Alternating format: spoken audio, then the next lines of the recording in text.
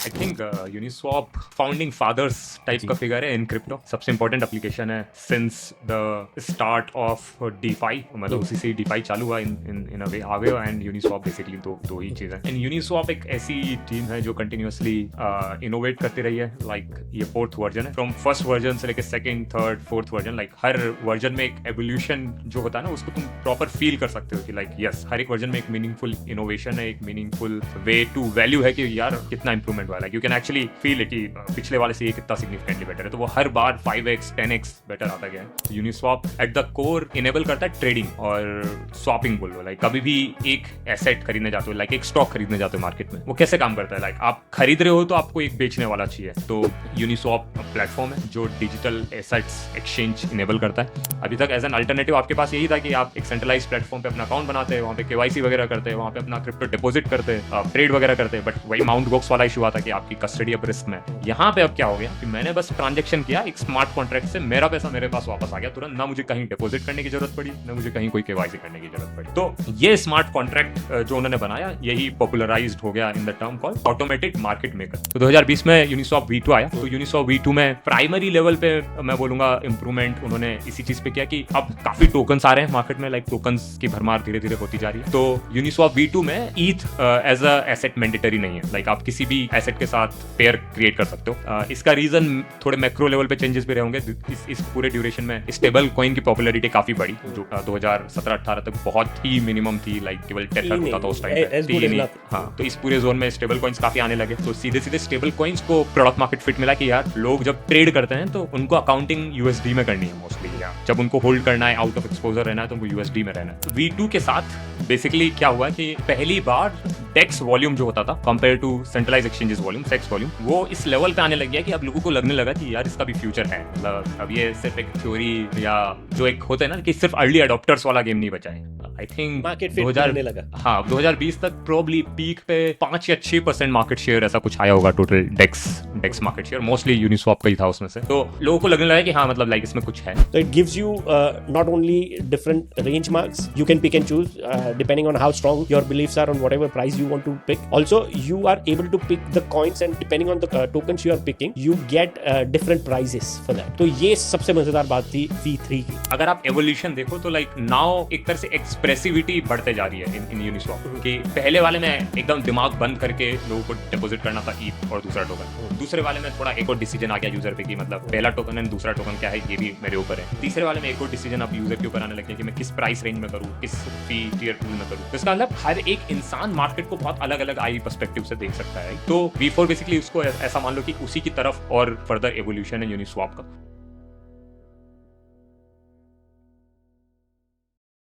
नमस्कार दोस्तों, आप सबका स्वागत है डिजिटल दुनिया पॉडकास्ट पर। आज मैं और रोहित बात करने वाले हैं यूनिस्वॉप V4 के बारे में। ये दोस्तों हमारी कोशिश है यूनिस्वॉप V4 के लॉन्च के बाद कैसे इसको समझाया जाए। तो हम आपको नहीं समझाने वाले, हम खुद समझने वाले, खास करके मैं रोहित से समझने वाला हूँ। And you are all going to be part of it in discovering and understanding little bit more about V4। हम बिल्कुल भी ये दावा नहीं करते कि हम आपको सब कुछ बताएंगे V4 के बारे में या सब टेक्निकल चीज़ें हमें पता है, बट हम कोशिश करेंगे आपको उजागर करने की जो चीज़ें हमें पता है। Welcome to the show Rohit. Thank you Apurv, good to see you again. Same here भाई। यूनिस्वॉप यार, this is like you know it's been a very special app for me. जब से मेरी Web3 की जर्नी शुरू हुई है, जो पहली ऐप जिसने मुझे हिला दिया था, right, as you know I come from TradeFi background, right, AMM को समझ के मैं हक्का बक्का रह गया था and I just could not believe it. और जब मैंने यूज किया, आई यानी कितने दिनों हफ्तों तक मैं ये सोच रहा था this is so insanely beautiful कि मैं I still can't hold my excitement back. What's your thought on Uniswap? I think Uniswap एक तरह से वो बोलते हैं ना लाइक फाउंडिंग फादर्स टाइप जी का फिगर है इन क्रिप्टो। सबसे इंपॉर्टेंट एप्लीकेशन है since the start of DeFi, मतलब उसी से डीफाई चालू हुआ इन अ वे आवे, एंड यूनिस्वॉप बेसिकली दो ही चीज़ें। एंड यूनिस्वॉप एक ऐसी टीम है जो कंटिन्यूअसली इनोवेट करती रही है। लाइक ये फोर्थ वर्जन है, तो like with from first version से लेके second third fourth version, like हर वर्जन में एक एवोल्यूशन जो होता है ना उसको तुम प्रॉपर फील कर सकते हो कि लाइक यस हर एक वर्जन का एक मीनिंगफुल हर एक वर्जन में एक मीनिंगफुल इनोवेशन है, एक मीनिंगफुल वे टू वैल्यू है कि यार कितना इंप्रूवमेंट वाला है, you can actually feel it कि पिछले वाले से ये कितना सिग्निफिकेंटली बेटर है। तो वो हर बार 5x 10x बेटर आता गया है। तो यूनिसॉफ्ट 4 भी उसी तरह से है कि यूनिसॉफ्ट 3 ऑलरेडी माइंड ब्लोइंग था जब यूनिसॉफ्ट V3 आया था, और यूनिसॉफ्ट V4 अगेन V3 के ऊपर अगेन माइंड ब्लोइंग है। तो एज यूजुअल लाइक यूनिसॉफ्ट टीम जिस तरह का उनका रेपुटेशन है मेंटेन करते हुए चल रही है। यार मुझे बिल्कुल like you know I definitely agree 110% on what you just said. मुझे कई बार like you know this is what I have told my wife few times and she loves off, but मैं उसको कह रहा हूँ पिछले 2-3 साल से, स्पेशली आफ्टर V3 जब लॉन्च हुआ, मैंने बोला इस बंदे को हमारी लाइफ टाइम में नोबेल प्राइज मिलने वाला है AMM की वजह से। तो like you know she understand the graveness of what I am saying, तो वो मुझे I mean she thinks that I get little over excited, but मैं बहुत तहे दिल से मानता हूँ कि ये जो इनोवेशन है like you no V1 V2 V3 V4 अब जब जा रहा है, ये I see it, it's a game changer. Game changer बहुत लूजली हम यूज करते ये टर्म, खास करके Web3 में, but it is actually game changer in so many ways. और मैंने महसूस किया है, मैंने वो यूज किया है, और मैंने फील भी किया है कई बार कि यार ये किसी को आज की डेट में भी ट्रेडफाई वाले बंदे को या बंदी को जो Web3 में बिल्कुल ध्यान नहीं है, समझते नहीं है, उनको कॉन्सेप्चुअली भी बात करोगे वो मानने को तैयार नहीं होंगे कि ऐसा हो सकता है। तो without getting even more excited, चलिए ये सफर शुरू करते हैं। हम बात करेंगे like you know just to recap for our audience, let's provide some framework. तो हम बात करते हैं V1 से। If you want to throw some light on what was V1, how it work, then V2 and then V3। तो maybe एक just quick introduction of Uniswap कि Uniswap क्या है। तो यूनिसॉफ्ट एट द कोर इनेबल करता है trading और swapping बोल लो। लाइक आप कभी भी एक एसेट खरीदने जाते हो, लाइक एक स्टॉक खरीदने जाते हो मार्केट में, तो वो कैसे काम करता है? लाइक आप खरीद रहे हो तो आपको एक बेचने वाला चाहिए, like you need opposite party. इसी को एक्सचेंज बोलते हैं। लाइक अगर आप एक्सचेंज टर्म सोचो तो लाइक मैंने आपको कुछ दिया, आपने मुझे कुछ दिया, वही एक एक्सचेंज है। तो यूनिसॉप प्लेटफॉर्म है जो डिजिटल एसेट्स एक्सचेंज इनेबल करता है। 2000 आई थिंक 17 या 18 में उनका पहली बार वाइट पेपर आया था। तो ये चालू हुआ लाइक इथेरियम से। इथेरियम आया 2015 टाइप में आया था, आई थिंक इथेरियम लॉन्च हुआ था। 30 जुलाई 2015 इथेरियम लॉन्च हुआ। हाँ, तो इथेरियम लॉन्च हुआ था। तो इथेरियम को स्टार्टिंग से ही इस तरह से पोर्ट्रे किया गया था कि लाइक बिटकॉइन का एक कॉन्टेक्स्ट अपन देखते हैं कि बिटकॉइन किस वजह से आया कि यार बहुत सारे लोगों ने अपना पैसा बैंक्स में जमा किया, और इन बैंक्स ने उस पैसे को यूज़ किया in a not so responsible ways कि लाइक आवर लेवरेज एक तरह से पोजीशन उस पर डाल दी, लाइक लोन ज़्यादा दे दिए फॉर एन एग्जांपल कोलेट्रल के कंपैरिजन में। इवेंचुअली मार्केट क्रैश हुआ तो उनके पास इतना कोलेट्रल बचा नहीं था जो वो अपने डिपॉजिटर्स को ऑन करते थे, और इसी वजह से फाइनेंशियल क्राइसिस आया। सो इसी चीज़ से इंस्पायर होकर सतोशी नाकामोटो ने बिटकॉइन लॉन्च किया। तो अगर आप देखोगे तो बिटकॉइन का जो इंसेप्शन था वो इस चीज़ को लेकर था कि एक इंसान अपने फाइनेंशियल एसेट्स खुद कंट्रोल कर सके, खुद होल्ड कर सके, राइट। एंड बिटकॉइन काफ़ी सक्सेसफुल हुआ। बट वेरी आयरोनिकली बिटकॉइन का सबसे बड़ा प्रॉब्लम स्टेटमेंट जो हुआ, सबसे बड़ा हैक जो हुआ, वो वापस इसी रीजन से हुआ कि माउंट गॉक्स नाम का एक एक्सचेंज था।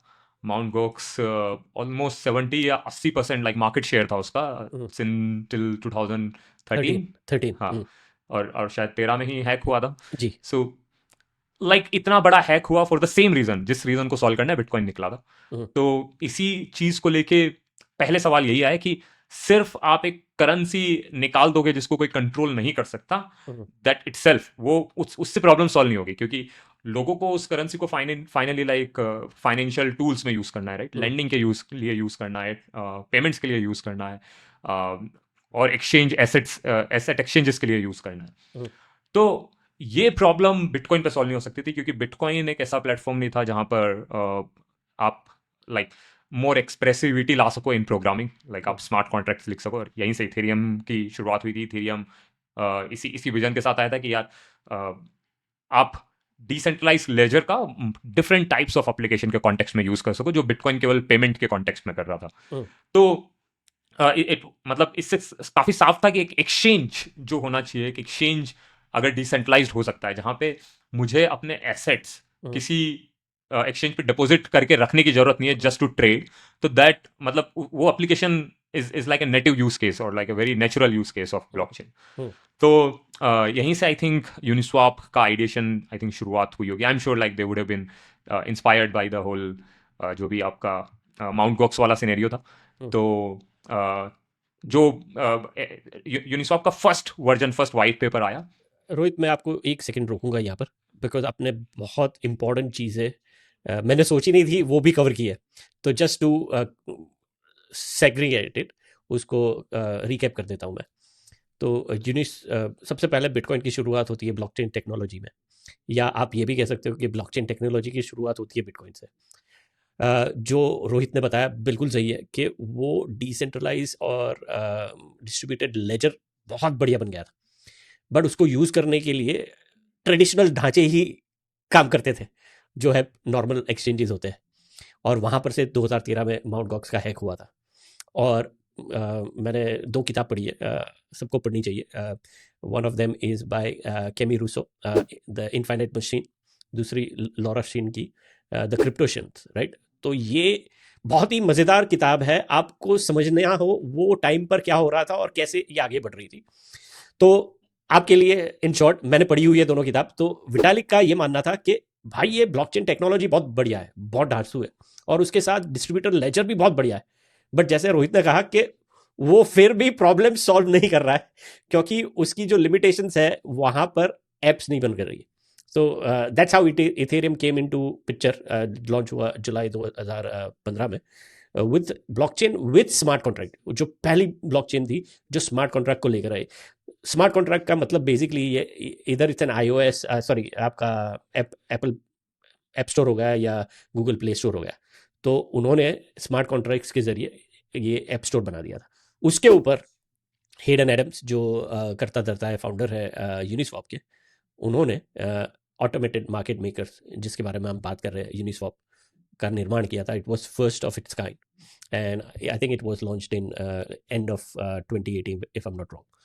So now, Rohit, we get into the Uniswap because I think we have given a really good premise now. तो अब यूनिस्वाप जब लॉन्च हुआ पहली बार, तो अब आप किसी भी एक एक्सचेंज के नज़रिए से देखो, लाइक आप कोई भी एक्सचेंज आज यूज़ करते हो, जीरोधा हो सकता है वो अगर इंडिया में हो, तो कॉइनबेस हो सकता है वो अगर यूएस में हो, क्रिप्टो ट्रेड कर रहे हो, मुद्रिक्स हो सकता है, कॉइन डीसीएक्स हो सकता है। हर एक्सचेंज में दो तरह के यूज़र्स होते हैं।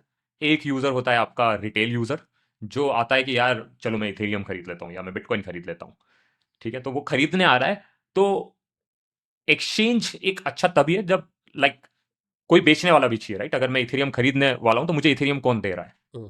तो एक्सचेंज को आप ऐसा मान लो कि वो एक प्लेटफॉर्म है जो दोनों साइड के पार्टीज को लेके आते हैं। तो एक हो गया रिटेल यूजर्स जिनको कभी खरीदना है कभी बेचना है, और एक होता है मार्केट मेकर्स।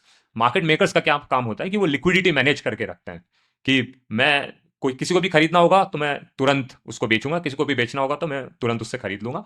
बट इन दोनों के बीच में मैं थोड़ा सा मार्जिन बनाते रहूंगा।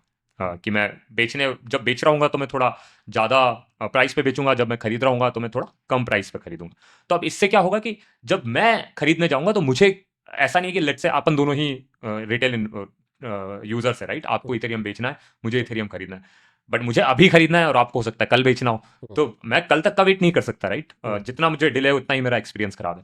तो मार्केट मेकर्स वो गैप फील कर रहा है कि वो मुझे आज दे देगा, कल आपसे खरीद लेगा। तो आपको भी इंस्टेंट सर्विस प्रोवाइड हो रही है, मुझे भी इंस्टेंट सर्विस प्रोवाइड हो रही है, और उसके तो बदले में वो कमीशन ले रहे हैं हमारे दोनों के उसके पास। बदले में, हाँ उसके बदले में वो कमीशन ले रहे हैं। तो एक्सचेंज बेसिकली क्या करते हैं, मार्केट मेकर्स के साथ पार्टनर करते हैं। कोई भी सेंट्रलाइज एक्सचेंज की ही अभी तक अपन सारी बात कर रहे हैं, just to set up the premise. तो ये इंस्टीट्यूशनल प्लेयर्स की तरह मान लो, इंस्टीट्यूशंस होते हैं जो let's say large amount of liquidity hold करते हैं। इनका फंडा क्या होता है कि वो मैनेज करके रखेंगे कि मैं इतने वर्थ ऑफ एसेट्स इथेरियम में रखूंगा, इतने वर्थ ऑफ एसेट्स बिटकॉइन में रखूंगा, इतने worth of assets USDC, USD और वॉट एवर करेंसी इसके अंदर रखूंगा। तो वो अपना हेल्दी, इसको रिजर्व की तरह मान लो, हेल्दी रिजर्व बैलेंस करके चलते हैं कि अगर मैं इतना यहाँ पे बेचूंगा तो मैं कहीं से खरीद भी लूंगा। तो ये मल्टीपल एक्सचेंजेस पे सेम चीज कर रहे होते हैं ताकि इनका रिजर्व थोड़ा बैलेंस चलता रहे, राइट। तो कोई एक्सचेंज उतना ही अच्छा होगा जितनी ज्यादा लिक्विडिटी डेप्थ उसके पास होगी। कि अब ये प्रॉब्लम $100 के लिए अलग है, राइट? मुझे $1000 का खरीदना हो तो थोड़ी और लिक्विडिटी चाहिए।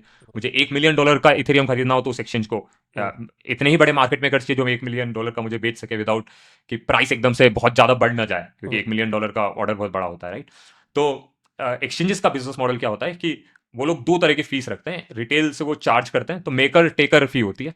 टेकर बेसिकली क्या होता है कि मैं आ रहा हूँ और मुझे अभी ऑर्डर चाहिए।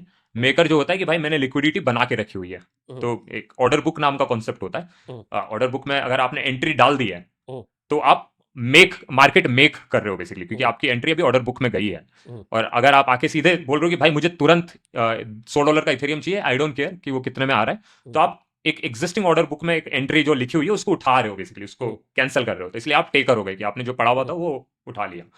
तो मेकर्स के लिए रिबेट्स देते हैं सारे एक्सचेंजेस, अगर आप बिजनेस मॉडल्स देखोगे तो, कि अगर वो लोग 10 सेंट एक ट्रेड पे बना रहे हैं तो 4 सेंट मेकर को दे रहे होंगे, 6 सेंट बेसिकली इधर से ले रहे होंगे फ्रॉम द रिटेल ट्रेड। तो ये बेसिक प्रमाइस होता है। तो इंसेंटिव आपको समझ में आया कि मेकर बनने का क्या इंसेंटिव है, कि मैं आके लिक्विडिटी डालूं, उसका क्या इंसेंटिव है कि मैं फी अर्न कर पा रहा हूँ डायरेक्टली। ठीक है। और दोस्तों, सॉरी रोहित, आप सांस ले लो। मैं अभी मुझे क्लिक हुआ, there is no one else to explain all of us including me anyone better than you.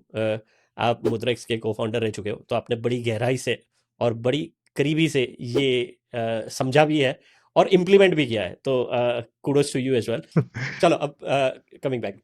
हाँ, सो अब डिसेंट्रलाइज एक्सचेंज हेडन एडम्स ने बनाने का सोचा, तो फंडामेंटल लेवल पे ये प्रॉब्लम में भी एग्जिस्ट करेगी, राइट? कि आपको, क्योंकि ये तो ह्यूमन है ना, जो खरीदने वाला है जो बेचने वाला है, ये तो ह्यूमन है। आप सॉफ्टवेयर कुछ भी बना लो, मार्केट स्ट्रक्चर स्टिल वही है, लाइक आपको दोनों तरह की एंटिटीज लेके आनी है। तो हेडन एडम्स ने इंटरेस्टिंग टैक्टिक अपनाई कि क्यों ना हम किसी भी इंसान को मार्केट मेकर बनने में हेल्प कर दें, क्योंकि मार्केट मेकर जो है वो इंस्टीट्यूशन था, अभी मैंने जैसा बताया।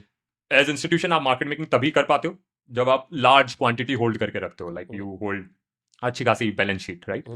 तो उसने सोचा कि यार बेसिक जो फंडामेंटल अल्गोज हैं वो एक स्मार्ट कॉन्ट्रैक्ट भी कर सकता है, तो क्यों ना हम एक ऐसा स्मार्ट कॉन्ट्रैक्ट बनाए जो एक लिक्विडिटी प्रोवाइडर या एक यूजर बोल लेते हैं अभी के लिए, लिक्विडिटी प्रोवाइडर पे भी आते हैं, जो एक यूजर को ये गारंटी दे दे कि भाई तुम यहाँ पे आके $100 डालोगे तो आई विल मेक श्योर ये $100 का मतलब हमेशा $50 इन इथेरियम होगा और $50 इन यूएसडीसी होगा या XYZ टोकन होगा। तो एक स्मार्ट कॉन्ट्रैक्ट का सिर्फ ये काम है कि वो जो भी तुम टोटल लिक्विडिटी डाल रहे हो वो इक्वल है, लाइक उसका रेशियो एक रेशियो सेम है, 1:1 है बेसिकली, दो टोकन्स का रेशियो। ठीक है, तो एक ऐसा स्मार्ट कॉन्ट्रैक्ट अगर अपन लिखें तो अब जब भी मार्केट में प्राइस ऊपर नीचे होगी, बाय डिफॉल्ट आपने मार्केट के लिए इंसेंटिव क्रिएट कर दिया कि लेट्स से एक सेंट्रलाइज एक्सचेंज पे इथेरियम का प्राइस कम हो गया है, तो मार्केट मेकर क्या करेगा कि इस स्मार्ट कॉन्ट्रैक्ट में तो कोई खुद से प्राइस नहीं चेंज कर रहा है, क्योंकि ये तो एसेट्स ऐसे के ऐसे हैं, तो ये अभी भी सेम प्राइस मुझे कोट कर रहा है। तो मार्केट में अगर स्मार्ट इथेरियम का प्राइस कम हो गया तो मैं लेट्स से किसी सेंट्रलाइज एक्सचेंज से इथेरियम खरीद लेता हूं और इस स्मार्ट कॉन्ट्रैक्ट को इथेरियम बेच देता हूं, राइट? इससे क्यों मेरा फायदा होगा? क्योंकि मैं आर्बिट्राज, मैं as a market maker arbitrage बना रहा हूँ, right? At the same time अब इसका फायदा क्या होगा कि स्मार्ट कॉन्ट्रैक्ट का रेशियो वापस से सेम आ गया, तो स्मार्ट कॉन्ट्रैक्ट अब एक प्राइस कोट कर पा रहा है कि मैं कभी भी, मेरे पास दो एसेट्स हैं, इस एसेट को मैं इस प्राइस पे बेचने या खरीदने के लिए रेडी हूं। This is what a smart contract is able to now do.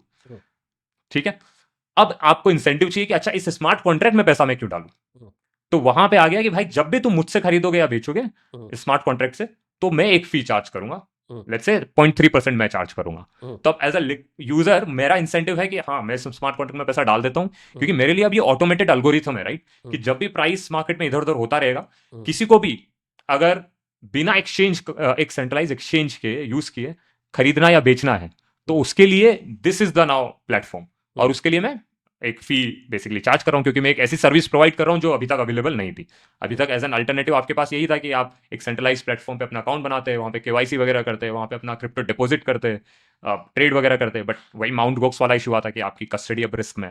यहाँ पे अब क्या हो गया कि मैंने बस ट्रांजेक्शन किया एक स्मार्ट कॉन्ट्रैक्ट से, मेरा पैसा मेरे पास वापस आ गया तुरंत, ना मुझे कहीं डिपॉजिट करने की जरूरत पड़ी, ना मुझे कहीं कोई केवाईसी करने की जरूरत पड़ी।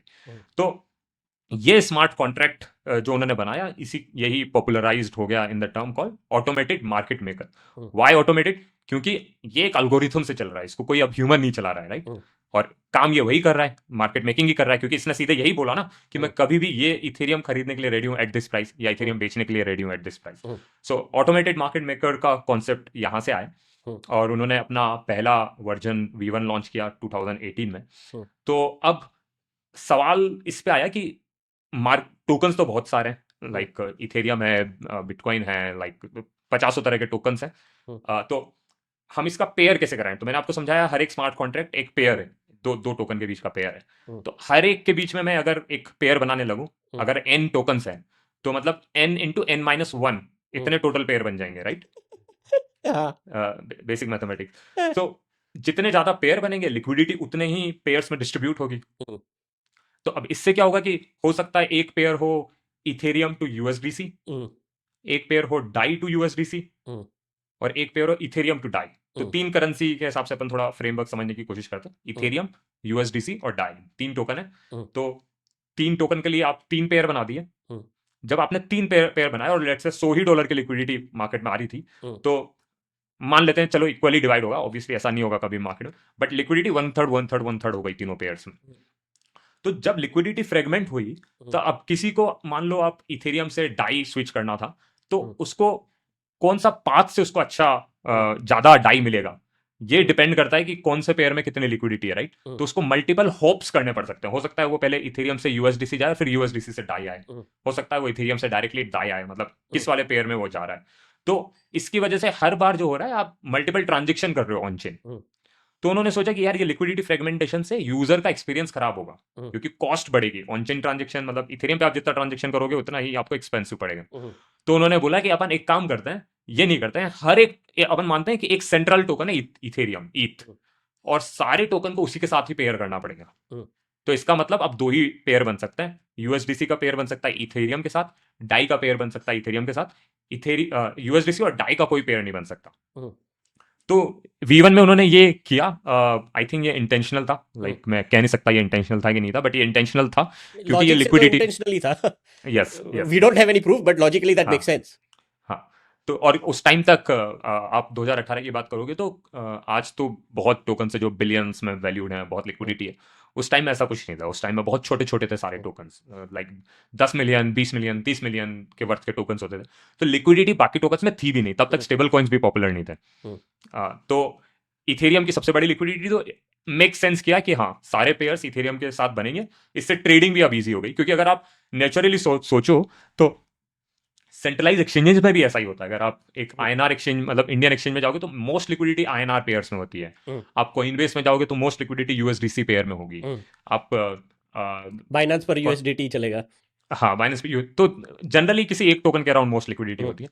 तो यूनिस्वैप V1 का एक सबसे बड़ा ऐसा मान लो एक पहलू यही था कि टोकन पेयर जो हो सकता है वो इथेरियम के थ्रू ही हो सकता है।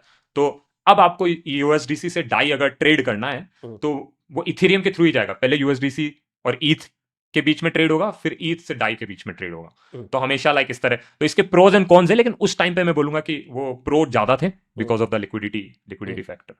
तो दूसरी बस एक चीज मैं ये समझाना चाहता था कि मैथमेटिकल टर्म्स में क्या था V1, उन्होंने ये कैसे इंश्योर किया कि जो स्मार्ट कॉन्ट्रैक्ट है वो ये इंश्योर करेगा कि 1:1 में बेसिकली रेशो है। तो उन्होंने मतलब प्राइस कैसे बेसिकली कोट करेगा, तो उन्होंने एक सिंपल फॉर्मूला बनाया, x into y equal to k. ये फॉर्मूला ऐसा नहीं है कि यूनिस्वैप टीम ने बनाया, ये काफी पुराना फॉर्मूला है, लाइक आई थिंक E1 हो सकता है 2000 से भी पुराना हो, मतलब लाइक 1990s या उस तरह के जोन का ये हो। किसी 3 लोगों ने व्हाइट पेपर निकाला था इस फॉर्मूला पे, लाइक मार्केट मेकिंग फॉर्मूला था ये बेसिकली एक। तो उन्होंने वो स्मार्ट कॉन्ट्रैक्ट में इंप्लीमेंट किया, x into y equal to k. यहाँ पे x क्या है, रिजर्व ऑफ एसेट x, मतलब लेट्स से x और y दो टोकन है, तो रिजर्व ऑफ एसेट x को x बोल देते हैं अपन, small x, reserve of asset y को y बोल देते हैं। इन दोनों का जो मल्टीप्लीकेशन है वो कांस्टेंट होगा। अब इससे क्या होगा कि लेट्स से आप इथेरियम और यूएसडीसी मान लेते हैं, इथेरियम की लिक्विडिटी है 1 ETH, यूएसडीसी है 1000, है ना, तो प्राइस हो गया अपने आप 1000, है ना, 1001। हाँ, तो मतलब एक इथेरियम का प्राइस 1000 है, तभी रिजर्व दोनों का वो है इक्वल है 1:1 है, राइट, कि ये भी 1000 वर्थ का, ये भी 1000 वर्थ का, यूएसडीसी का प्राइस 1 है। अब कोई आके अगर इसमें 0.1 ETH ऐड करता है, मतलब कि इथेरियम सेल कर रहा है कोई, है ना, तो आप कैसे कितना यूएसडीसी ये रिटर्न करेगा स्मार्ट कॉन्ट्रैक्ट, वो कैसे निकाल सकते हो आप। 1 into 1000 is equal to 1 minus 0.1। अब ईथ की नई वैल्यू पता है अपन को, सॉरी 1 प्लस 0.1, क्योंकि 0.1 ईथ ऐड हो रहा है। तो 1000 माइनस वाई, कि कितना वाई इसने छोड़ दिया। तो एक ही अननोन वेरिएबल है, मैथमेटिकल फॉर्मूला है, तो आप वाई निकाल सकते हो उससे सीधे सीधे। तो इसके थ्रू बेसिकली स्मार्ट कॉन्ट्रैक्ट हमेशा कोट करता है कि मैं कितना यूएसडीसी तुझे दूंगा अगर तू मुझे इतना इथेरियम देगा। ऑब्वियसली उसमें फीस इंक्लूड हो जाएगी। That was the popular formula, like बहुत ही सिंपल फॉर्मूला है। लाइक काफी एक लाइन होती है, काफी जैसे ड्रॉपबॉक्स एक कंपनी थी, $100 बिलियन की कंपनी थी वो, लाइक 100 लाइन के कोड में पूरी कंपनी बन गई थी। लाइक ऑब्वियसली अब बड़ी हो गई है वो, बट जो उसका फर्स्ट वर्जन आया था, तो ये एक तरह से क्रिप्टो का फर्स्ट एग्जांपल था कि लाइक एकदम मिनिमम कोड, एकदम सिंपल, लाइक बहुत ज्यादा ब्रेन नहीं है, किसी को भी समझ में आएगा बहुत ही सिंपली। इथेरियम पे बनाने से क्या हो रहा है कि भाई ये फॉर्मूला हमेशा ट्रू रहेगा, अब इसको कोई कंट्रोल नहीं कर रहा। अब आके आंख बंद करके कोई इससे इंटरेक्ट कर सकता है। तो यही बेसिकली यूनिस्वैप भी बनता। रोहित, आई आपको जैसे बताया मेरा टेक्निकल बैकग्राउंड नहीं है, राइट। मेरा फाइनेंस का बैकग्राउंड है और ये चीज़ें मैं इंट्यूटिवली समझता हूँ। बट आज पहली बार मैं मैथ्स के थ्रू फॉर्मूला के साथ समझाऊं। तो मैंने x प्लस वाई या इक्वल्स टू के वाला मैंने देखा हुआ है, बट व्हाट इट मेंट वो आज टेक्निकली मैं पहली बार समझाऊं। तो it's such a beautiful kind of whole circle for me कि I also got to learn from a technical side. तो दोस्तों, यूनिस्वैप V1 बेसिकली नटशेल में, जो जैसे रोहित ने बताया, तो ये काम करता था कि मार्केट मेकर्स कोई भी पार्टिसिपेट करता था, मैं, आप, रोहित, जो नॉर्मली इंस्टीट्यूशनल या बड़ी बड़ी बैंक से पार्टिसिपेट करती थी जो मार्केट में, उसको तोड़ डाला। Now any one can play that role of market maker by joining in. उसकी जो फॉर्मूला रोहित ने बताया, तो वो अगर एक इथेरियम $1000 का है, तो आई थिंक बहुत ही अच्छी तरह से रोहित ने समझाया वो एग्जाम्पल के साथ, तो वो समझ लिया। तीसरी बहुत बड़ी बात V1 की थी कि आपको कोई भी ट्रेडिंग करना था late 2018 early 2019, you there was only one pair everything was connected to, as rightly explained by Rohit again, because of the liquidity factor, it was Ethereum. तो Ethereum was the main pair, trading pair. कोई भी token launch करना है या आपको pool में entry चाहिए, तो आपके पास Ethereum होना चाहिए और दूसरी टोकन होनी चाहिए। तो ये था तीसरा पहलू। और यहाँ पर मैं एक और चीज़ कहना चाहता हूँ कि we have done on our channel deep dive into what is liquidity pool and what is who are liquidity providers. तो यहाँ पर कहीं पर लिंक आ जाएगी, वो ज़रूर देखिए, क्योंकि हम कोशिश कर रहे हैं बहुत गहराई में जाए, बट यहाँ पर इतनी सारी चीज़ें हैं, so many moving parts to give you full context, that would be very helpful. तो Rohit, let's go to now V2।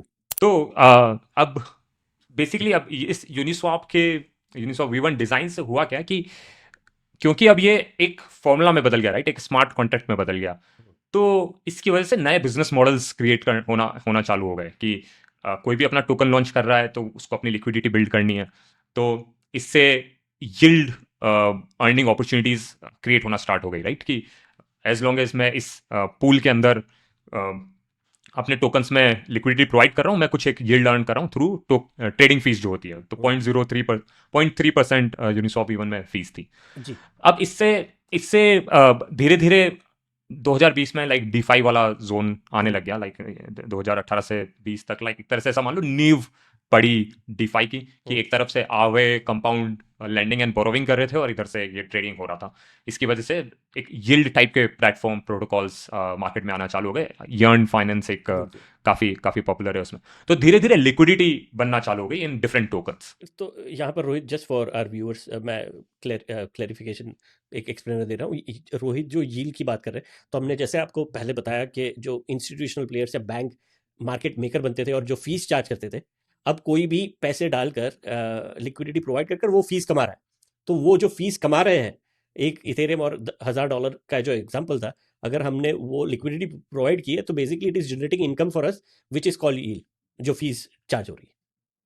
जी, और ये मतलब हमारे नॉर्मल बैंक अकाउंट में भी होती है। अगर अपन फिक्स्ड डिपॉजिट अकाउंट में पैसा डालते हैं तो हमें इंटरेस्ट मिलता है, वो यील्ड है बेसिकली। या कोई रियल एस्टेट खरीदता है, घर खरीदता है, उसको रेंट पे चढ़ाता है, तो रेंट जो है वो इनकम है, मतलब प्रिंसिपल के ऊपर वही यील्ड है।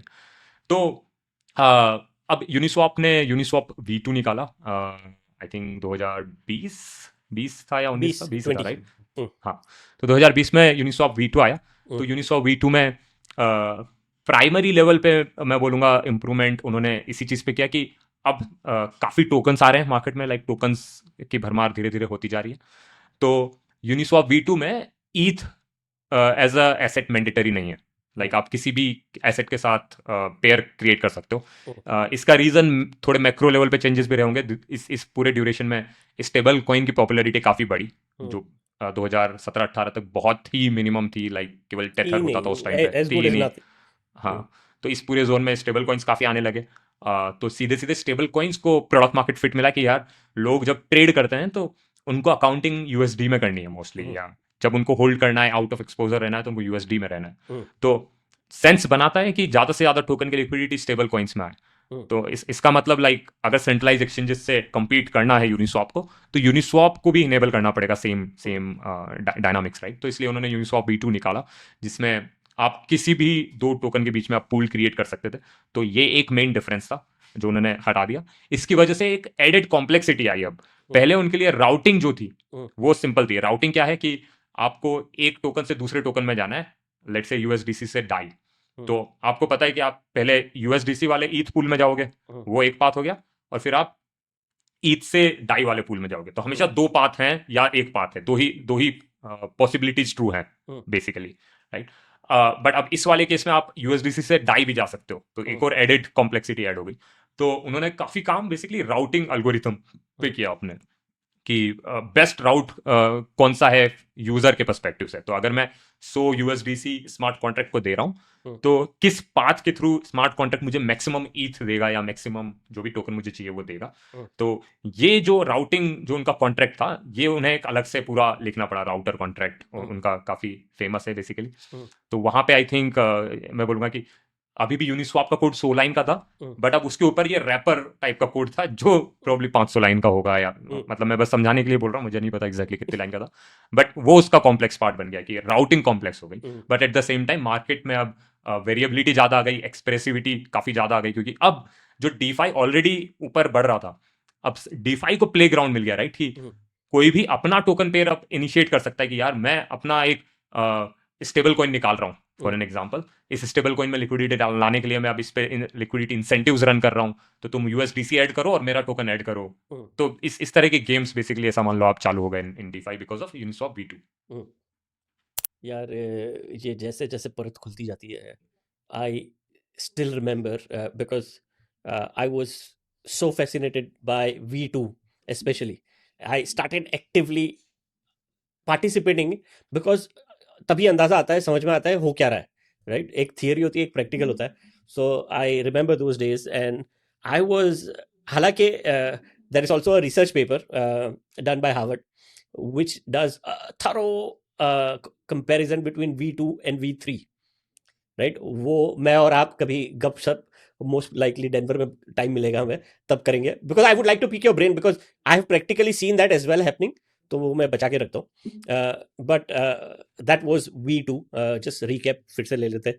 तो सबसे बड़ा जो चेंज था V1 से V2 में, वो ये था कि ईथ की पेयरिंग हट गई।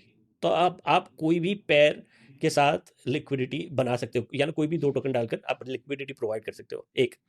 और दूसरा, जैसे रोहित ने बताया, जो टेक्निकल चीज़ है कि आप जब ये हो जाता है तो ऑटोमेटिक ये हो जाता है कि आपको जो भी बेचना है, आपको ये नहीं देखना है कि वो कहाँ पर है, कौन सी पेयर के साथ है, वो ऑटोमेटिकली बैक एंड पर हो रहा है। आपने जो बेचा और उसके सामने आपको जो चाहिए वो आपको मिल जाता है। तो ये बहुत बड़े चेंज थे। आई think they delivered amazing update in 18 months रफली, और करीबन उतने ही टाइम में या उससे कम टाइम में, because I think if I am not wrong V3 was launch in 2021 mid bull run के बीच में ही आया था, मार्च अप्रैल के अराउंड। तो लेट्स एंटर इनटू V3। तो V2 के साथ बेसिकली क्या हुआ कि पहली बार डेक्स वॉल्यूम जो होता था compare to centralize exchanges volume, CEX volume, वो इस लेवल पे आने लग गया कि अब लोगों को लगने लगा कि यार इसका भी फ्यूचर है। मतलब अब ये सिर्फ एक थ्योरी या जो एक होता है ना कि सिर्फ अर्ली अडॉप्टर्स वाला गेम नहीं बचा है। कि आई थिंक मार्केट फिट करने लगा।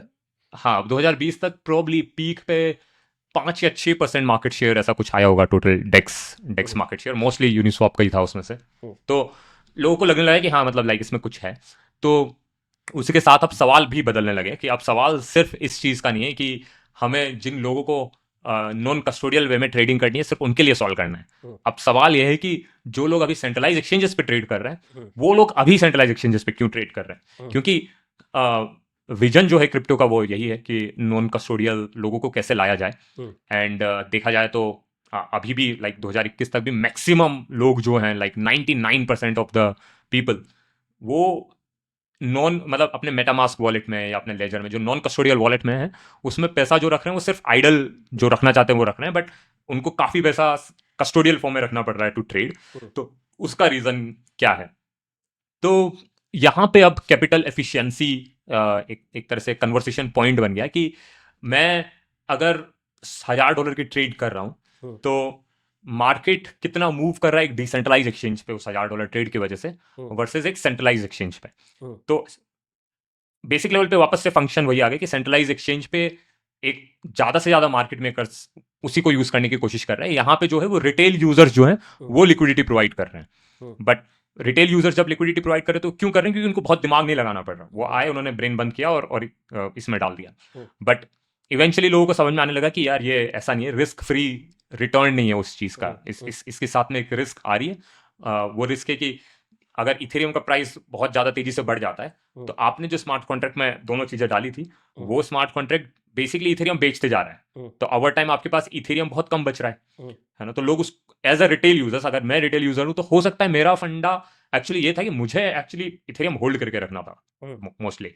अब मैं उससे कंपेयर कर रहा हूँ तो मेरा यील्ड एक्चुअली कम है क्योंकि मैं शायद होल्ड करके रखता तो मेरा ओवरऑल वैल्यू ज्यादा होती, उसकी वैल्यू ज्यादा होती वर्सेस स्मार्ट कॉन्ट्रैक्ट ने तो बेच दिया मेरा ईथ। तो यही टर्म बेसिकली इम्परमानेंट लॉस की तरह काफी लोगों ने सुना होगा। इसी को इम्परमानेंट लॉस बोलते हैं। इस इम्परमानेंट इसलिए बोलते हैं कि ट्रेडिंग में बेसिकली जब तक आप पोजीशन के अंदर हो तब तक आपने ना लॉस बनाया ना प्रॉफिट बनाया है। जब आप उस पोजीशन से बाहर आते हो, मतलब आपने कोई एसेट खरीदा हुआ तो उसको जब आप बेचते हो वापस अपनी बेसिक करेंसी में आते हो, तब आप बोलते हो कि हाँ भाई मैंने प्रॉफिट बना लिया है या मैंने लॉस ले लिया है। तो इसलिए बस उसको इम्परमानेंट बोलते हैं। लाइक तो उसमें इतना कॉम्प्लिकेटेड नहीं है वो टर्मिनोलॉजी समझने के लिए।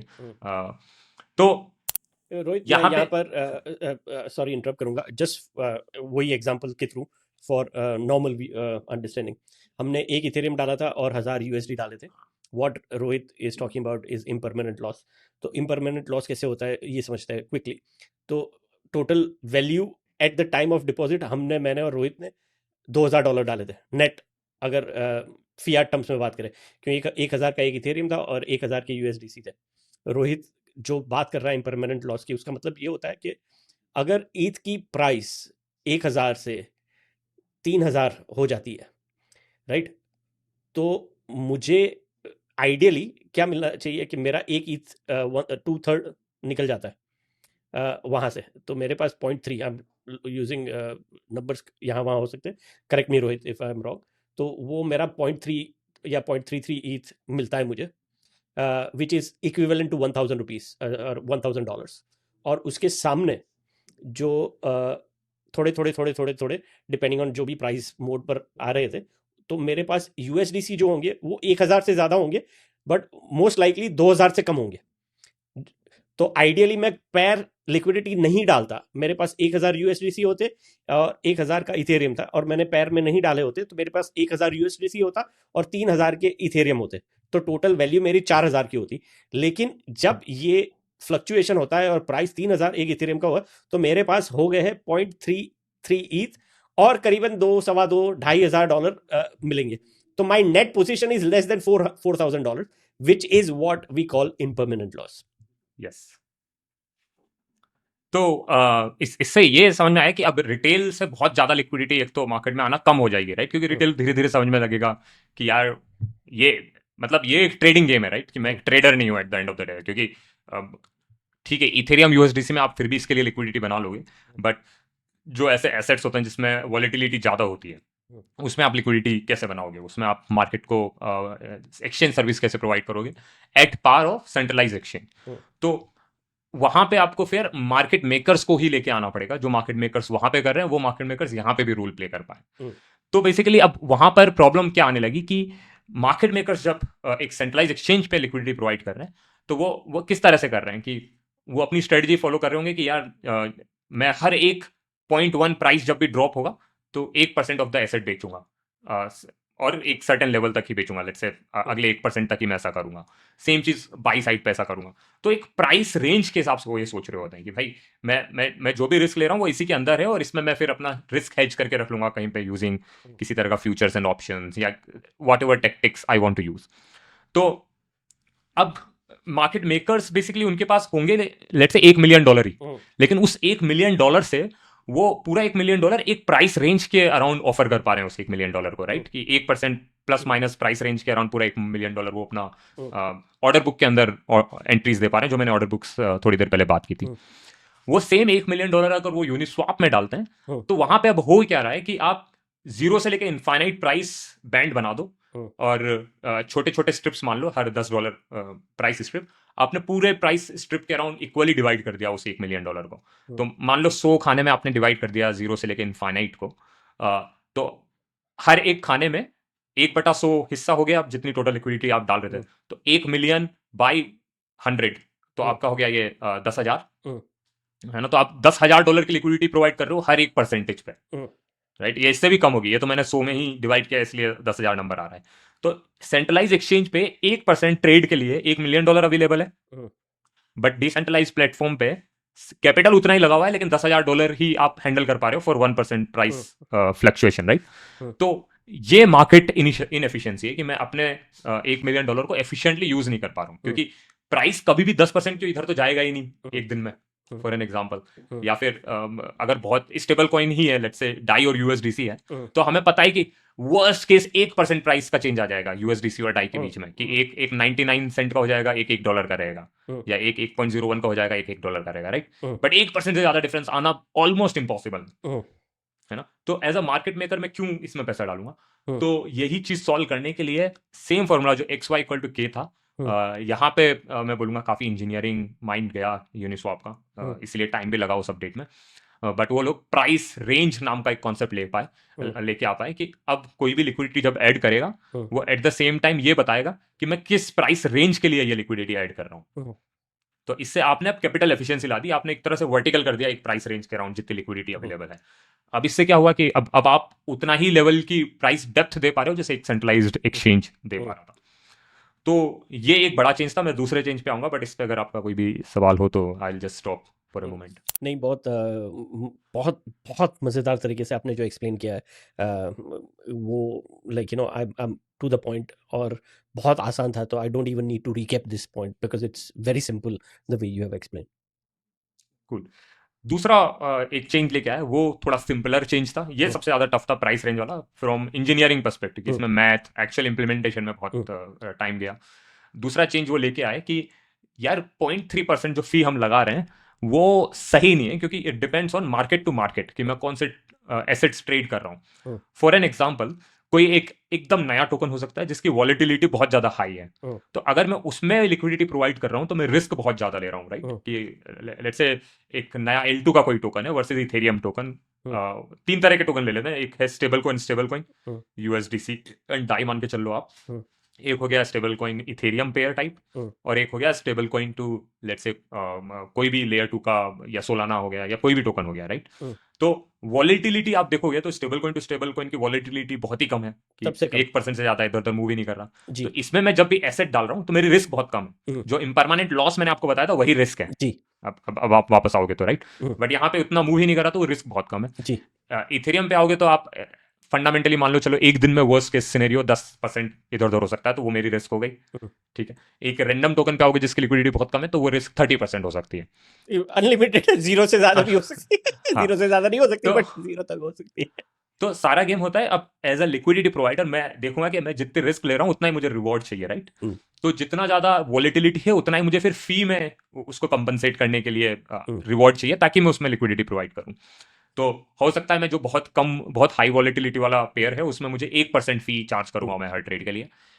इथेरियम वाला जो पेयर है मैं उसके लिए 0.3% चार्ज करूंगा। बट जो स्टेबल कॉइन वाला पेयर है मे बी उसके लिए मैं 0.1 या 0.05% आई विल बी हैप्पी कि भाई ठीक है, मतलब मेरी कोई रिस्क ही नहीं है, जितना मिल जाए अच्छा है, ठीक है। तो ये चीज सॉल्व करने के लिए उन्होंने कस्टम फी टाइप का एक फंक्शन एक तरह से इम्प्लीमेंट किया कि जब भी कोई एक पूल डिप्लॉय कर रहा है तो वो ये चूज कर पा रहा है कि मैं क्या फी सेट करना चाहता हूँ इस पर्टिकुलर पूल की। तो ये दो प्राइमरी चेंजेस थे यूनिसॉफ्ट V3 के अंदर। बहुत बढ़िया Rohit. Just to sum up V3 basically मैंने लॉजिक से जो समझा था वही आपने बहुत अच्छी तरह से समझा। तो सबसे पहले डायनामिक ये हो गया कि मैं रेंज चूज़ करता हूँ। तो जैसे हमने पहले एग्जांपल लिया था इथेरियम 1000 का और 1000 का USDC। अब वो था V2 में, तो वो 0 टू इन्फिनिटी तक जा सकता है दोनों साइड पर, there was no limit. But V3 में क्या हो गया, I can choose my price. तो उसका मतलब ये है कि मैं 1000 से $1500 के बीच में ही पैर USDC और ETH की डाल रहा हूँ। इसका मतलब ये है कि अगर 50% अप्रिशिएट हो जाता है तो ऑटोमेटिक इधर साइड पर, या डिप्रिशिएट हो जाता है तो मेरी पैर मैं बाहर निकल जाऊंगा। 500 से 1500 के बीच में ही मेरी लिक्विडिटी है। तो ऑन अगर इथेरियम का प्राइस 1500 हो जाता है तो I will still have my half Ethereum left.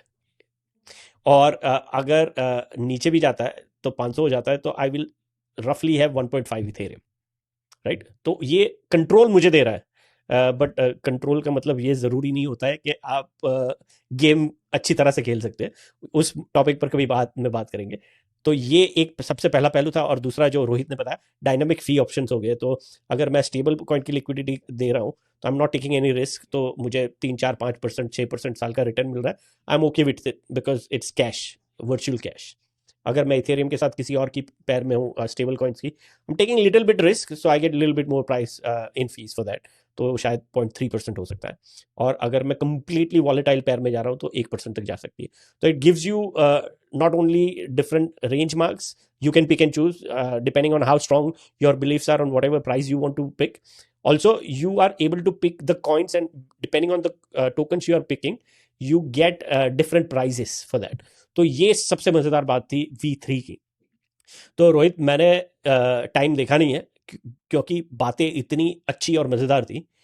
तो भाई हम चलते हैं अब V4 पर। एक्चुअली हमारा मकसद V4 को कवर करना था, बट उसके लिए बहुत ही ज़रूरी था कि हम ये समझा सके V1 में क्या था, V2 में क्या था और V3, बिकॉज ये फाउंडेशनल है। अगर आप ये समझ लोगे तो आपको बहुत आसानी से और गहराई से समझ में आएगा कि V4 का एडवांटेज क्या है।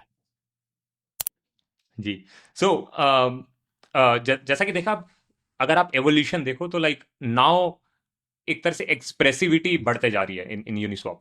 कि पहले वाले में एकदम दिमाग बंद करके लोगों को डिपॉजिट करना था ईथ और दूसरा टोकन। दूसरे वाले में थोड़ा एक और डिसीजन आ गया यूजर पे कि मतलब पहला टोकन एंड दूसरा टोकन क्या है ये भी मेरे ऊपर है। तीसरे वाले में एक और डिसीजन अब यूजर के ऊपर आने लग गया कि मैं किस प्राइस रेंज में करूँ, किस फी टियर पूल में करूँ। तो इसका मतलब हर एक इंसान मार्केट को बहुत अलग अलग आई पर्सपेक्टिव से देख सकता है, राइट। तो इसी तरफ बेसिकली V4 और V4 बेसिकली उसको ऐसा मान लो कि उसी की तरफ और फर्दर एवोल्यूशन है यूनिस्वैप का। कि जो मार्केट मेकर्स होते हैं वो किस लेवल के सोफिस्टिकेशंस यूज करते हैं या किस तरह के स्ट्रेटजी यूज करते हैं। क्योंकि जब मैं एक एक्सचेंज पे भी प्राइस बिड एंड आस्क में मतलब ऑर्डर बुक में प्राइसेस डाल रहा हूँ, वो एक 0.1% के स्प्रेड में मैं 50 ऑर्डर्स डाल रहा हूँ, राइट। तो वो कैसे चेंज हो रहे हैं उसके अराउंड बहुत सारे मेरे अपने अपने एल्गोरिथम्स हो सकते हैं। वो कुछ एल्गोरिथम काफी प्रोप्राइटरी एल्गोरिथम्स भी हो सकते हैं, राइट। अगर आप यूनिस्वैप में देखो तो अभी तक एल्गोरिथम सेम है पूरा। वो है कि product of reserve of two asset is equal to constant, है ना। तो पब्लिक एल्गोरिथम है बेसिकली कि प्राइस कैसे कोट कर रहा है वो पूरा पब्लिक है। अगर आपने किसी को भी पोजीशन बता दी तो आप बता सकते हो कि ये कितना टोकन ए सेल करेगा मुझे किस प्राइस पे, और ये सब मतलब आपको इसका स्ट्रेटजी पूरा पता है। बट अगर आप ट्रेडिशनल फाइनेंशियल वर्ल्ड में जाओगे तो काफी ज्यादा वैल्यू है प्रोप्राइटरी एल्गोरिथम्स की।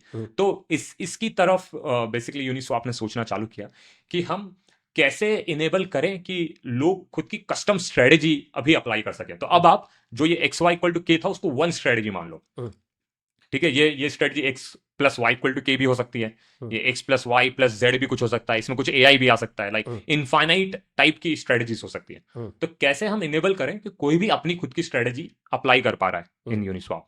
तो इस थिंकिंग को सोचते हुए उन्होंने लाइक नया कॉन्सेप्ट लेके आए वो हुक्स का।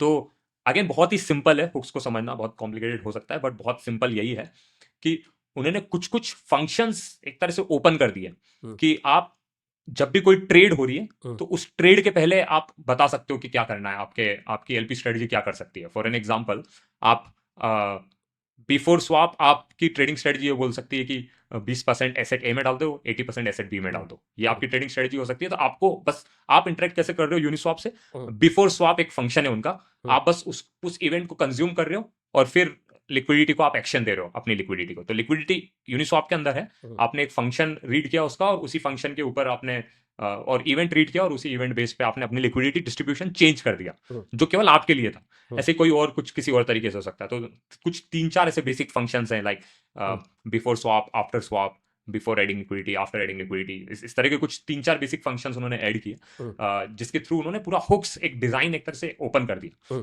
कि इसको अब कोई यूज कर सकता है एक लिमिट ऑर्डर टाइप की स्ट्रेटजी बनाने में भी। लिमिट ऑर्डर सबसे बड़ी चीज है अगर अपन सेंट्रलाइज एक्सचेंज में देखें तो लिमिट ऑर्डर क्या गारंटी कर देता है? एक रिस्क की गारंटी देता है लिमिट ऑर्डर, कि भाई मुझे $100 का इथेरियम खरीदना है, लेकिन इस प्राइस तक ही मैं खरीदूंगा, इस प्राइस से ऊपर जाएगा तो मैं नहीं खरीदूंगा। तो वो रिस्क गारंटी एक तरह से, राइट? अगर आप सिर्फ ये बोल रहे हो कि मुझे $100 का इथेरियम खरीदना है, इथेरियम सडनली $10,000 पहुंच गया, तो हो सकता है आपको नहीं खरीदना होता। तो ये एक तरह से कस्टम स्ट्रेटजी है जो लिक्विडिटी प्रोवाइडिंग में आप अप्लाई कर सकता है एक मार्केट मेकर, कि भाई मैं लिक्विडिटी ऐड करूंगा लेकिन इसी कंडीशंस के अंदर करूंगा। तो लाइक लिमिट ऑर्डर में वो अप्लाई हो सकता है। सिमिलरली डायनामिक फीस उन्होंने इनेबल किया। डायनामिक फीस क्या है कि अभी यूनिस्वैप V3 में अपन ने बात की थी कि उन्होंने एक 0.3% की जगह कस्टम फी टियर पूल्स खोले। वो 4 तरह के फी टियर्स, उसमें एक 1 बेसिस पॉइंट मतलब 0.1%, 0.05%, 0.3% एंड 1%। इस बार उन्होंने बोला कि यार ये भी डायनामिक हो सकता है, हर एक लिक्विडिटी प्रोवाइडर बोल सकता है मुझे क्या लिक्विडिटी चार्ज करनी है ना। तो अब ये इसका फायदा क्या है कि वॉलेटिलिटी जो है मार्केट में वो कांस्टेंट नहीं रहती है। वॉलेटिलिटी कैन कीप चेंजिंग, है ना। तो मैं एक ऐसा स्ट्रेटजी भी बना सकता हूँ जो based on volatility he price charge कर रहा है, कि अगर आज क्रिप्टो मार्केट वॉलेटाइल हो गया है कि एकदम से 10% ऊपर नीचे हो रहा है, तो मैं आज ज्यादा चार्ज करूंगा किसी को भी ट्रेड के लिए, वर्सेस जब एकदम स्टेबल मार्केट चल रहा है तब मेरी रिस्क नहीं है, तो मैं तब कम चार्ज करूंगा। तो डायनामिक फीस बेसिकली उन्होंने इनेबल कर दी। तो मार्केट स्ट्रक्चर पर्सपेक्टिव से ये 2 मेन चेंजेस है V4 में। इसके अलावा कुछ चेंजेस है जो ऐसा मान लो आप स्मार्ट कॉन्ट्रैक्ट एफिशिएंसी के पर्सपेक्टिव से आए। उसमें एक फेमस टर्म है सिंगलटन कॉन्ट्रैक्ट। तो सिंगलटन कॉन्ट्रैक्ट क्या है कि अभी तक जितने भी पूल्स थे वो सारे पूल एक नया स्मार्ट कॉन्ट्रैक्ट थे। एक नया स्मार्ट कॉन्ट्रैक्ट जब आप डिप्लॉय करते हो तो पहली बात तो डिप्लॉयमेंट कॉस्ट आपका बढ़ जाता है। इस वाले केस में आप कॉन्ट्रैक्ट एक ही रख रहे हो, सारे पूल्स एक सिंगल कॉन्ट्रैक्ट के अंदर है। तो नया पूल डिप्लॉय करने के लिए आप नया स्मार्ट कॉन्ट्रैक्ट डिप्लॉय नहीं कर रहे हो, उसका सीधे सीधे इफेक्ट है कि आप एकदम से 99% कॉस्ट सेव कर रहे हो। यहाँ पर एक क्वेश्चन है मेरे पास, this is also for my understanding. तो व्हेन यू आर सेइंग एक ही कॉन्ट्रैक्ट, तो आप उस पेयर के एक कॉन्ट्रैक्ट की बात कर रहे हो, नॉट कंप्लीट लिक्विडिटी के लिए? Just to clarify that. नहीं, मैं सारे पेयर्स के लिए सिंगल एक कॉन्ट्रैक्ट। हो that's exactly what I wanted to clarify. Good. तो यानी जितने भी पूल्स है वो सब, जितने भी टोकन है उन सब का जो एलपी बनता है वो एक ही कॉन्ट्रैक्ट पर सिंगलटन आप जो ओके। एग्जैक्टली। अब इसका 2 फायदे हैं। एक तो जब आप एक नया पूल क्रिएट कर रहे हो तब फायदा है। तो नया पूल तो जब मतलब हो सकता है आप एक नया टोकन लॉन्च कर रहे हो तब एज अ डेवलपर आपके लिए रेलेवेंट है वो। तो हो सकता है आप डेवलपर नहीं हो तो आपके लिए वो रेलेवेंट भी नहीं है, right? But obviously from developer perspective this एक ये एडेड बेनिफिट है। उनको 99% कॉस्ट सेविंग मिलती है, लाइक कोई भी एक नया पूल डिप्लॉय कर रहा है तो। यूजर पर्सपेक्टिव से पुराने वाले डिजाइन में क्या था कि सिंस हर एक पूल एक डिफरेंट कॉन्ट्रैक्ट था, even let's say ETH USDC में भी सिंस 4 फी टियर पूल्स हैं तो 4 अलग अलग कॉन्ट्रैक्ट हो सकते हैं, राइट? एक 0.01% वाला, एक 0.05% वाला, एक 0.3% फी वाला और एक 1% फी वाला। तो जब भी स्वैप होता है तो आप पाथ लेते हो कि मैं पहले टोकन इस एक पूल से इस एक पूल में जाऊंगा, इस पूल से इस पूल में जाऊंगा। तो जब भी आप ये पाथ ले रहे हो तो आप एक तरह से टोकन एक कॉन्ट्रैक्ट से दूसरे कॉन्ट्रैक्ट में मूव कर रहे हो, तब वो आप इथेरियम को कोर यूज कर रहे हो, राइट? ट्रांसफर कर रहे हो आप इथेरियम में एक टोकन। तो ट्रांसफर कॉस्ट लग रही है आपको हर एक होप के लिए। बट अब इस केस में क्या हुआ कि उन्होंने सिंस सब कुछ एक सिंगल कॉन्ट्रैक्ट में उनको बस अकाउंटिंग करने की जरूरत है पूरे टाइम। तो पूरे ट्रांजेक्शन के थ्रू अकाउंट करते हुए चलते हैं कि ये इधर X हो जाएगा, ये इधर Y हो जाएगा। मेमोरी में एक तरह से मान लो आप सेव करते हुए चलते हैं। फाइनल ये निकालते हैं कि भाई फाइनल ये है कि इधर से इधर इतना जाएगा, इधर से इधर इतना जाएगा। वो सेटलमेंट एक सिंगल ट्रांजेक्शन में हो जाता है, क्योंकि अब आपको मल्टीपल कॉन्ट्रैक्ट में मूव नहीं करना पड़ रहा। आप सेम ही कॉन्ट्रैक्ट में थे, आपको सिर्फ वेरिएबल्स चेंज करने थे, राइट, कि स्टेट एक्स से स्टेट वाई हो गई है। कि पहले इथेरियम का बैलेंस इस कॉन्ट्रैक्ट में ये था, यूजर का बैलेंस ये था, अब इथेरियम का बैलेंस इस कॉन्ट्रैक्ट में ये है, यूजर का बैलेंस ये है।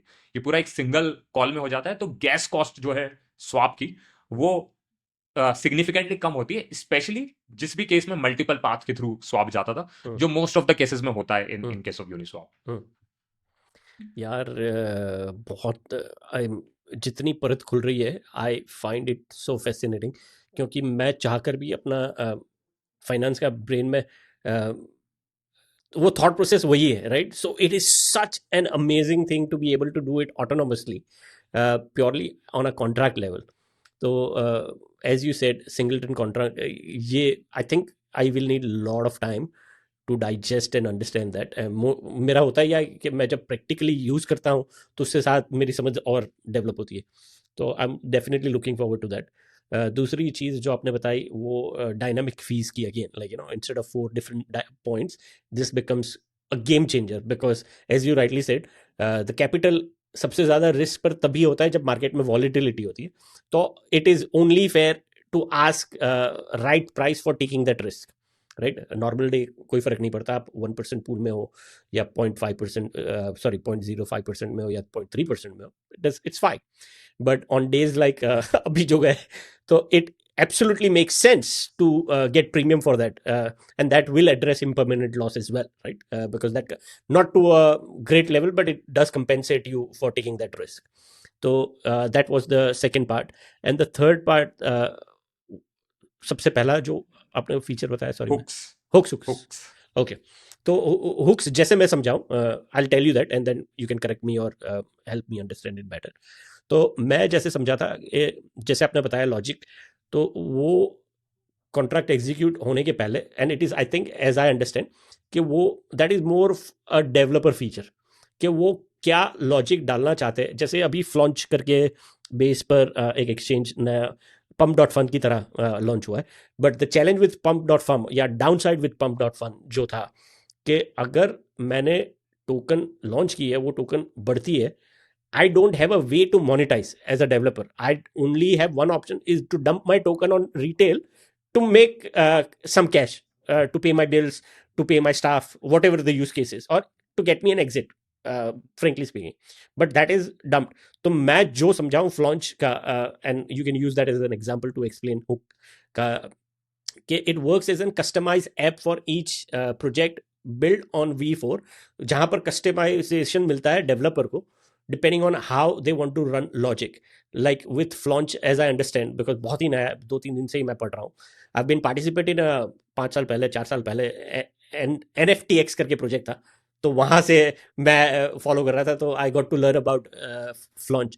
तो उनका लॉजिक ये है कि अप टू सर्टन अमाउंट जो फीस कॉन्ट्रैक्ट में जाती है, तब तक प्राइस एक ही रहती है, तो देर इज नो फ्लक्चुएशन. तो यू गेट डिस्कवरेबिलिटी. तो अगर किसी को भी बेचना है, be it founder, they can get some liquidity out at that price only, like everyone else.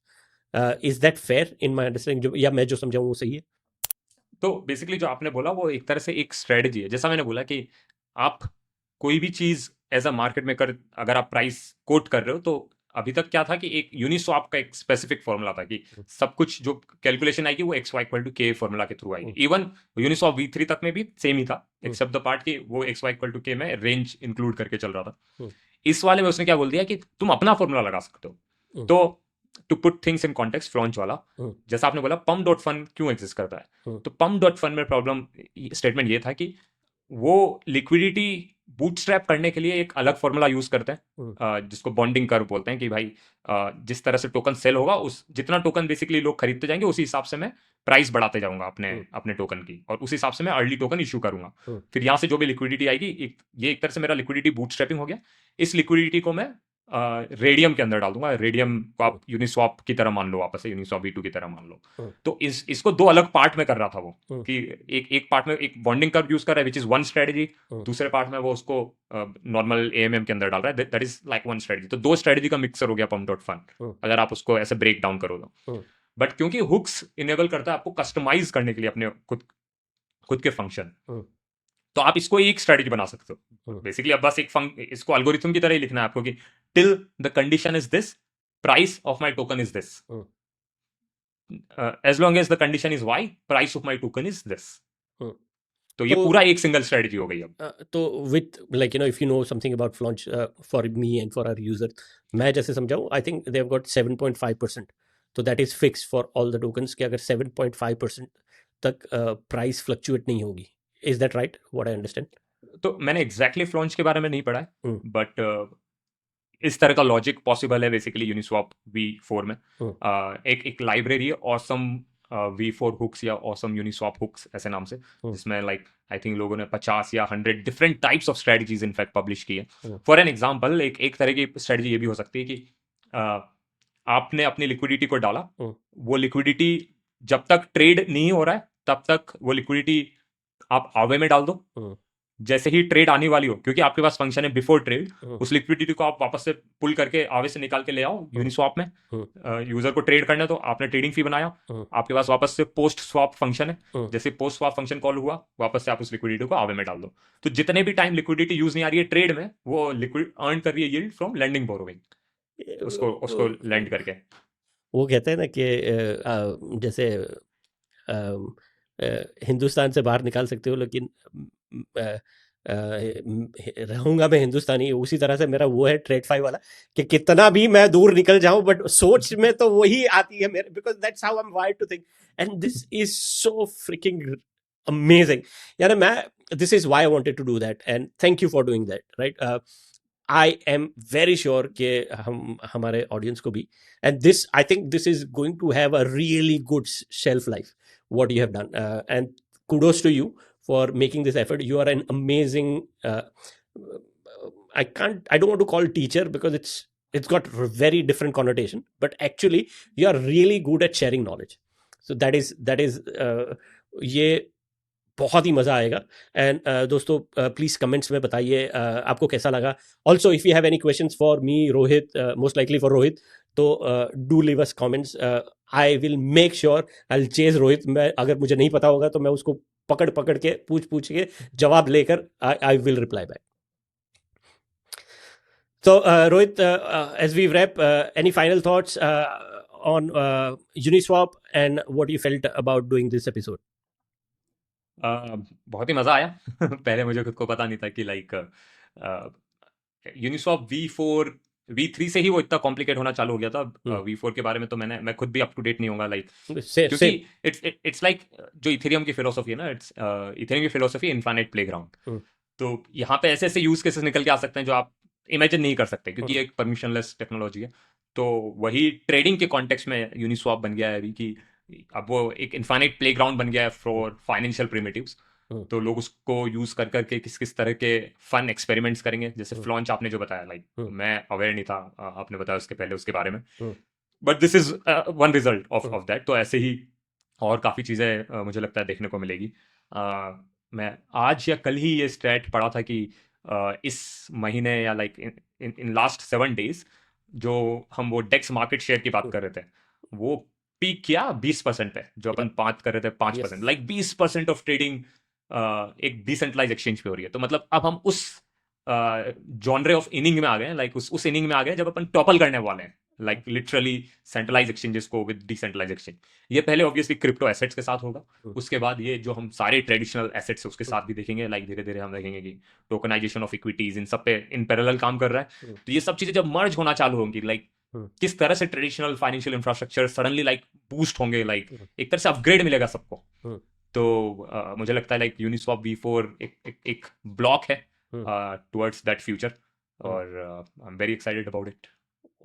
यार लास्ट बुल रन में 2021 में DEX versus CEX, if I am not wrong, it was around 13% something, and I am putting my neck online in saying that I don't think we are yet at top, and it's already 20%. So it is going to be a बहुत मज़ेदार रहेगा कि कितना और ऊपर जा सकते हैं हम 2025 में, and this is going to be watch this space. Thank you Rohit once again. आप ने मांगा नहीं है, हमने आपको दे दिया.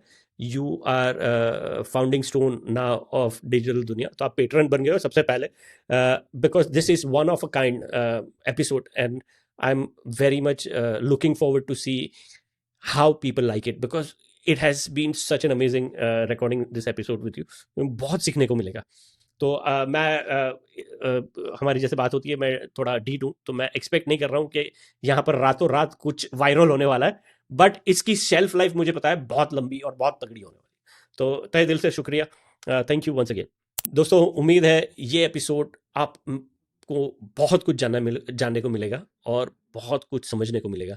जैसे हमने आपको बताया था, if you want to understand about liquidity pools, liquidity providers, there will be link coming over here, do watch that and leave us your comments. हमें यूं ही फॉलो करते रहिए और मज़ीद डिजिटल खजानों की खोज में। अगली बार तक सवाल करते रहो, एक्सप्लोर करते रहो द डिजिटल दुनिया। नमस्कार।